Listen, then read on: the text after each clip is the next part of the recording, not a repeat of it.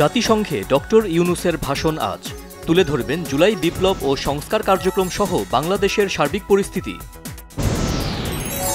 New ইয়র্কে doctor ইউনূসের সাথে মার্কিন পররাষ্ট্রমন্ত্রীর বৈঠক, সংস্কার ও সুষ্ঠু নির্বাচনে যুক্তরাষ্ট্রের সমর্থনের আশ্বাস।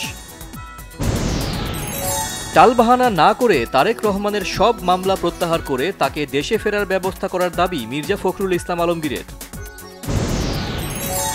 অতি প্রয়োজনীয় সংস্কার শেষে সরকারকে দ্রুত নির্বাচনের দিকে মনোযোগ দেওয়া উচিত বলেছেন বিএনপি নেতারা।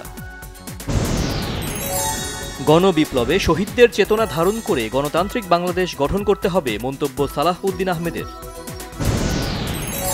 গেল 17 বছরে স্বাস্থ্য খাতে লুটপাটকারীদের দ্রুত সরানোর দাবি জানিয়েছেন বিএনপির স্থায়ী কমিটির সদস্য ডাক্তার AZM জাহিদ হোসেন। পরাজিত শক্তি বিদেশে বসে বিপ্লব নস্যাতের ষড়যন্ত্র করছে বলেছেন দৈনিক আমার দেশ পত্রিকার সম্পাদক মাহমুদুর রহমান। সংস্কার ও নির্বাচনের জন্য বেশি সময় নিলে তৃতীয় পক্ষ মাথা তুলে দাঁড়ানোর সাহস পাবে বলেছেন জামায়াতের আমির ডাক্তার শফিকুর রহমান।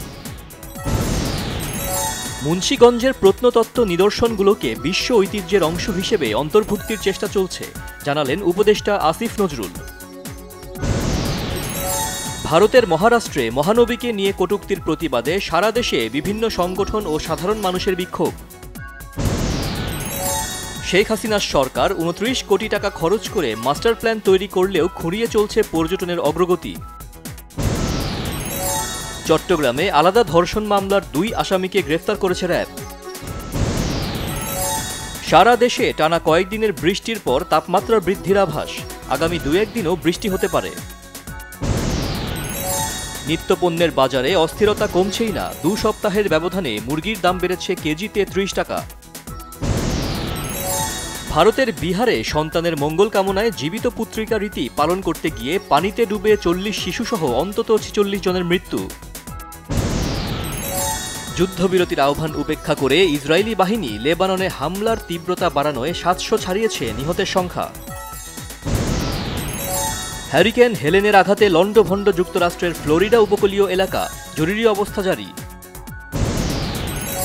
আলোক স্বল্পতায় 2 সেশন বাকি থাকতেই শেষ হয়ে গেছে বাংলাদেশ ভারত দ্বিতীয় টেস্ট, টাইগারদের সংগ্রহ 3 উইকেটে 107 রান। বৃষ্টির কারণে স্থগিত পাকিস্তানের জাল ব্যান্ডের কনসার্ট, পূর্বাচলে 300 ফিটে হবার কথা ছিল লেজেন্ড অব দ্য ডিকেড কনসার্টের। অ্যানিমেল পরিচালক সন্দীপ রেড্ডির ভাঙার নতুন ছবিতে একসঙ্গে অভিনয় করবেন সাইফ কারিনা, তারকা দম্পতিকে দেখা যাবে খল চরিত্রে।